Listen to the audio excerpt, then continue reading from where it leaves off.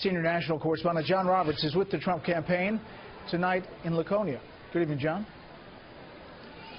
Brett, good evening to you. Donald Trump keeping up a rigorous campaign schedule this week. The suggestion he has got the stamina that his opponent just cannot match. Also, releasing medical records today, Trump says prove he has the fitness to be president.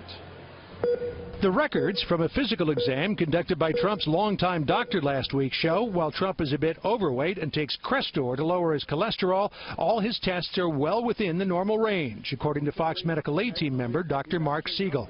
This physical exam, to me, shows someone at the age of 70 who is in excellent shape, clearly not an old 70, but a young 70.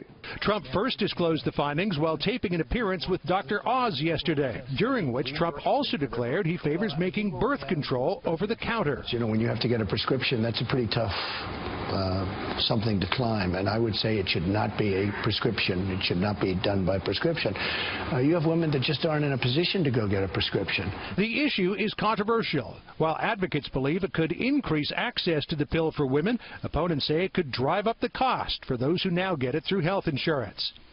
Economic issues were also front and center today. Trump touting to the Economic Club of New York a comprehensive combination of tax cuts and business incentives he says will lead to a bold renaissance in the American economy. Under our plan, the economy will average 3.5% growth and create a total of 25 million new jobs. Our new Fox News poll shows Trump has a substantial edge over Hillary Clinton on who voters think can best handle the economy.